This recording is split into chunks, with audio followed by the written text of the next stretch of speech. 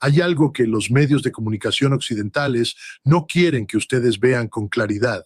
Hay algo que los portavoces del Pentágono están minimizando deliberadamente, algo que los analistas de la corriente principal están pasando por alto con una consistencia que francamente ya no puede atribuirse a la incompetencia. Lo que ocurrió en ese depósito de petróleo ruso no fue simplemente un ataque más en la larga cadena de operaciones de drones ucranianos. Lo que ocurrió fue una señal que revela el estado real de este conflicto, el estado real de las capacidades ucranianas y sobre todo el estado real de una estrategia occidental que lleva meses desmoronándose en silencio. Yo pasé décadas trabajando en inteligencia, pasé años analizando operaciones militares, evaluando capacidades, leyendo entre líneas de los comunicados oficiales para encontrar la verdad que se esconde debajo de la narrativa. Y lo que veo hoy, cuando analizo este ataque en profundidad, es una imagen muy diferente a la que les están vendiendo. Así que presten atención, porque esto importa. Para entender el significado real de las explosiones en ese centro petrolero ruso, primero hay que entender el contexto estratégico más amplio en el que se produce este ataque. No estamos hablando de un evento aislado, estamos hablando de un patrón, y los patrones en inteligencia militar son exactamente donde reside la verdad. Ucrania lleva meses ejecutando una campaña de ataques a infraestructura energética rusa con drones de largo alcance, y cada uno de esos ataques ha sido presentado por los medios occidentales como una victoria táctica brillante, como evidencia de la resiliencia ucraniana, como prueba de que Kiev puede golpear donde quiera dentro del territorio ruso. Pero hay una pregunta que nadie en los grandes canales de televisión parece querer hacerse: ¿a qué costo estratégico? Porque en el análisis militar serio, cada acción tiene una reacción y cada escalada tiene consecuencias que se extienden mucho más allá del titular del día siguiente. Cuando se produce una explosión masiva en un hub petrolero ruso, hay que hacer varias preguntas simultáneamente. La primera es la más obvia: ¿cuál fue el daño material real? La segunda es más profunda: ¿cómo responde Rusia y en qué escala de tiempo? La tercera, y esta es la que los analistas occidentales consistentemente se niegan a formular, es la siguiente: ¿qué nos dice este tipo de ataque sobre el estado real de la campaña militar ucraniana en el frente terrestre? Porque hay una correlación directa entre la intensificación de los ataques a infraestructura en la retaguardia rusa y la presión que Ucrania está experimentando en las líneas del frente. Cuando un ejército tiene problemas en el campo de batalla, cuando no puede recuperar territorio mediante operaciones convencionales, recurre a lo que los militares llaman estrategia de negación: intentar degradar la capacidad logística y económica del enemigo desde la distancia. Eso es exactamente lo que estamos viendo. Si este tipo de análisis les resulta valioso, si aprecian una perspectiva que va más allá de los titulares y se adentra en la lógica estratégica real, les pido que le den like a este video ahora mismo. Es una forma simple de decirle al algoritmo que este tipo de contenido importa, que hay una audiencia que quiere la verdad sin filtros y sin la neblina de la propaganda institucional. Ahora bien, lo que Washington se niega a calcular es el efecto acumulativo de esta estrategia sobre la postura geopolítica global de Rusia y, más específicamente, sobre la economía de guerra rusa. Escuchen esto con cuidado, porque aquí es donde la narrativa occidental se rompe completamente.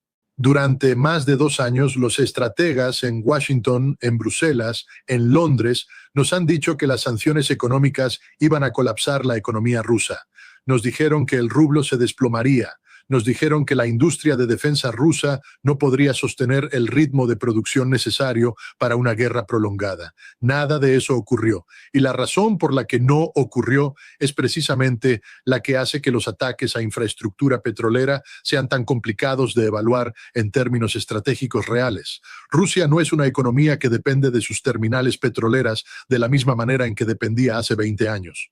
Rusia ha pasado por un proceso deliberado y sistemático de adaptación económica desde 2014, desde la primera crisis de Crimea, que le ha permitido diversificar sus rutas de exportación, fortalecer sus reservas en monedas no occidentales y construir relaciones comerciales alternativas con China, India Irán y docenas de otros países que no participan en el régimen de sanciones occidental. Entonces, cuando vemos explosiones masivas en un depósito de petróleo, la pregunta que hay que hacerse no es únicamente cuántos barriles se perdieron esta semana. La pregunta es, ¿puede Rusia absorber este golpe dentro de su estructura económica actual? Y la respuesta honesta, basada en los datos disponibles, es que sí puede.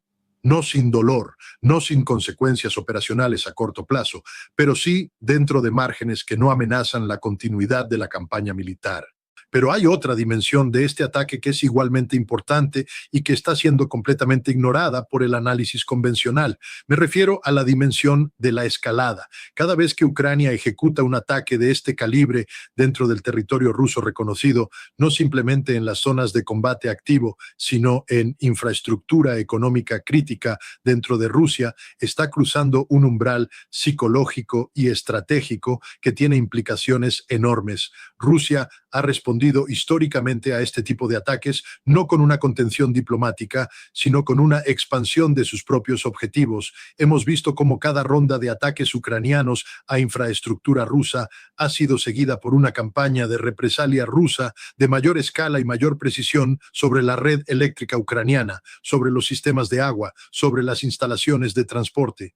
La pregunta que quiero plantearles a ustedes, la pregunta que creo que define el dilema moral del mundo occidental en este momento es esta. Cuando apoyamos, financiamos y habilitamos ataques que inevitablemente generan represalias sobre población civil ucraniana, ¿estamos realmente actuando con los intereses del pueblo ucraniano en mente o estamos actuando con los intereses geopolíticos de Washington y Bruselas en mente?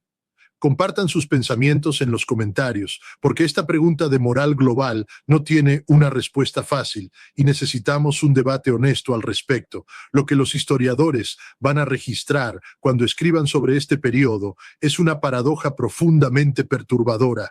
El bloque occidental, liderado por Estados Unidos, proclamó desde el primer día de este conflicto que su objetivo principal era proteger a Ucrania, defender su soberanía y garantizar la seguridad de su pueblo.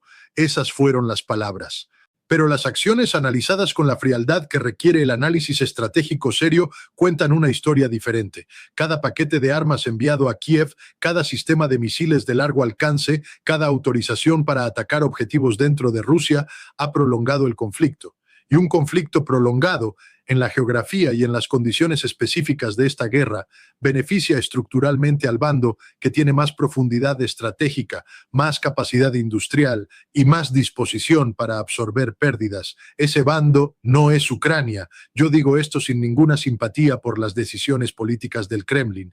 Digo esto como analista, como alguien que ha pasado su carrera profesional evaluando situaciones militares sin el lujo de permitirse ilusiones.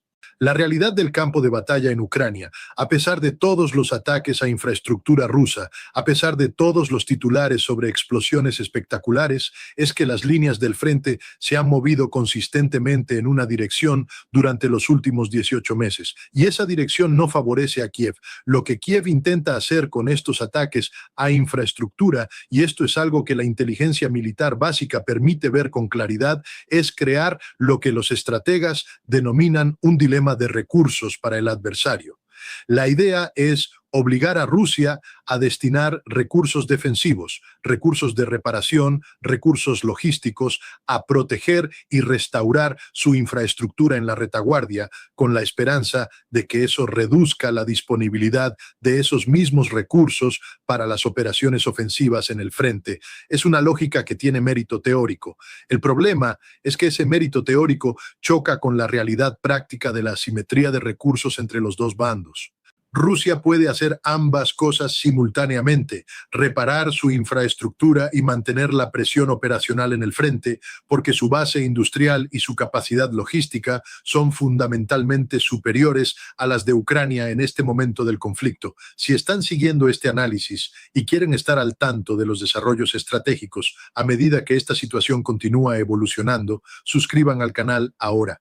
Los cambios que estamos viendo en este conflicto son parte de una transformación geopolítica geopolítica global que se está acelerando, y mantenerse informado con análisis riguroso, no con propaganda, va a ser cada vez más importante en los meses que vienen. Ahora lleguemos al elemento que, en mi opinión, es el más significativo de todo este episodio y el que menos cobertura está recibiendo. Me refiero a la señal que este ataque envía a los mercados energéticos globales y a los socios comerciales de Rusia. Hay una cosa que los estrategas en Moscú entienden perfectamente, una cosa que aprendieron de décadas de presión occidental, y es que la percepción de vulnerabilidad en la infraestructura energética rusa puede tener efectos en los mercados internacionales que trascienden el daño físico real. Si los compradores de energía rusa, especialmente en Asia, empiezan a percibir un riesgo de suministro sostenido, empiezan a diversificar sus fuentes. Eso sí representaría un golpe estratégico real para las finanzas de guerra rusas. La pregunta es si los ataques ucranianos tienen la escala y la consistencia necesarias para crear esa percepción de riesgo sostenido. Y basándonos en el historial de los últimos 2 años, la respuesta es que no han logrado ese umbral. Los mercados han absorbido cada ataque anterior. Los compradores asiáticos han continuado sus contratos. Las rutas alternativas de exportación han compensado las interrupciones temporales. Pero hay algo que sí está cambiando, y esto es crucial para entender hacia dónde se dirige este conflicto. Lo que sí está cambiando es la ecuación política interna en los países que han estado financiando y armando a Ucrania. En Estados Unidos, el debate sobre la continuidad del apoyo financiero a Kiev es más intenso de lo que ha sido en cualquier momento desde el inicio del conflicto. En Europa, los gobiernos que más retóricamente beligerantes han sido respecto a Rusia están enfrentando presiones electorales que están cambiando el cálculo político. Y en este contexto, los ataques espectaculares a infraestructura rusa cumplen una función que va más allá de lo puramente militar, cumplen una función narrativa. Son la evidencia visual que los gobiernos occidentales necesitan para mostrarle a sus electorados que el dinero y las armas que han enviado a Ucrania están produciendo resultados tangibles, que la inversión tiene retorno, que la estrategia está funcionando. El problema con usar operaciones militares como herramientas de narrativa doméstica es que las operaciones militares tienen consecuencias en el mundo real que la narrativa no puede controlar. Cada vez que se produce una explosión masiva en territorio ruso, Rusia responde, y las respuestas rusas no son simbólicas, son sistemáticas, son destructivas y son calculadas para degradar precisamente la capacidad de Ucrania para sostener operaciones militares a largo plazo. El ciclo que se ha establecido en este conflicto, ataque ucraniano a infraestructura rusa, seguido de represalia rusa a mayor escala sobre infraestructura ucraniana, es un ciclo que Ucrania no puede ganar asimétricamente porque las capacidades de represalia rusa son estructuralmente superiores.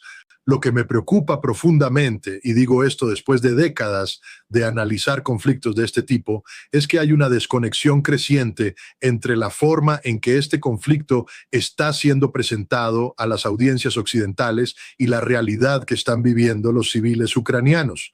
Las explosiones en el hub petrolero ruso van a durar 3 días en el ciclo de noticias. La reconstitución de esa infraestructura rusa va a tomar semanas o meses, pero la represalia rusa sobre la red eléctrica ucraniana, sobre los sistemas de calefacción, sobre las instalaciones de agua potable, esa represalia va a impactar a millones de civiles ucranianos durante el próximo invierno. Y cuando eso ocurra, cuando los medios europeos comiencen a reportar sobre los apagones, sobre el frío, sobre las condiciones humanitarias, los mismos estrategas que aplaudieron los ataques al hub petrolero van a hablar de brutalidad rusa sin mencionar la cadena causal que ellos mismos contribuyeron a crear.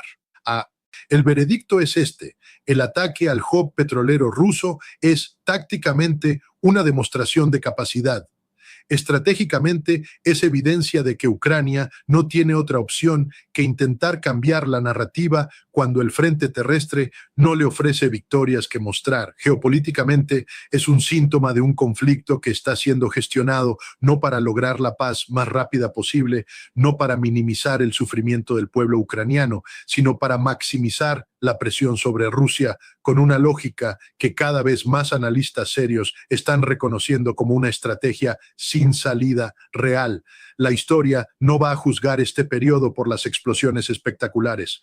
La historia va a juzgar este periodo por las decisiones que se tomaron o que no se tomaron para encontrar una solución diplomática antes de que el costo humano se volviera insostenible. Y ese juicio, créanme, no va a ser amable con quienes eligieron la escalada perpetua sobre la diplomacia honesta.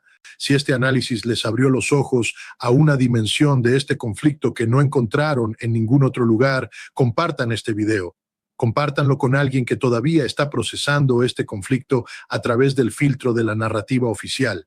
La única manera de contrarrestar la desinformación institucional es amplificar el análisis riguroso, independiente y sin agenda. Eso es lo que estamos haciendo aquí y eso es lo que seguiremos haciendo.